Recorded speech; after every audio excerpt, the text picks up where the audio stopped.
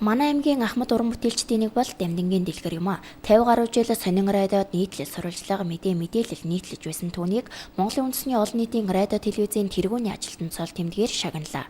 Шагналыг аймгийн засаг даргын тамгын газрын хөгжлийн бодлогын хэлтсийн дарга бат очороо нийгмийн хөгжлийн хэлтсийн мэргэжилтэнд орж зэрэг албаны хүмүүс түүний гэрт очиж гардуулсан юм а.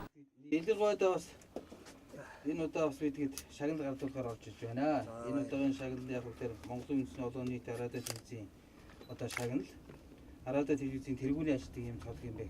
Цолыг таалагдаад хүртээсэн байна. Тэрээр 1962 оноос эхлэн Төв орон нутгийн соёлын хэвлэл Москвагийн радио болон Монголын радиод 10,000 гаруй мэдээ сурвалжлах тэмдэглэл найруулал өлгөц бичиж нийтлүүлж нэвтрүүлжээ.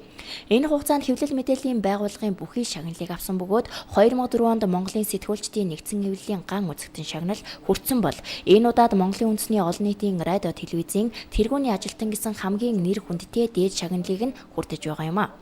50 гаруй жил хэвлэл номтой холбоотой амьдарсан Ахмад уран бүтээлчийнхээ хувьд энэхүү шагналыг тулгуур төрийнхөө 2225 их Монгол улс байгуулагдсны 810 ардын хувьсгалын 95 жилийн үндэснийх баяр наадмын үеэр шагналаа гардан авч байгаадаа баяртай байсан юм а. Монголын радио телевизэд одоо 50 гаруй жил мэдээ материал бичсэн ийм хөө 10 гэдэх наснаасаа бичсэн.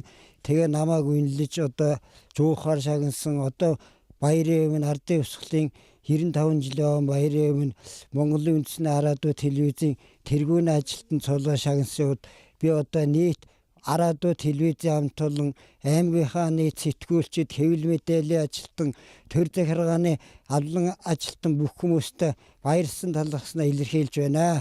Цаашдаа одоо би бичсээр байгаа хөө одоо энэ радиогон чагнаад телевизэн чагнаад байнга одоо мэдээлэл авчиадаг ийм хүн байгаамаа. Тэгээ төр засагтаа баярлалаа. Дамдингийн дэлгэр нь Монголын үндэсний олон нийтийн радио телевизийн тэргүүний ажилтан цол тэмдгийг Ховд аймгаас авч байгаа 2 дахь Ахмад сэтгүүлч болж байна. Хэвлэл мэдээлэлтэй холбогдсон цагаасаа эхлэн мэдээлэл сурвалжлага бичгээс гадна олон 10 шүлэг бичиж 10 орчим ном гаргажээ.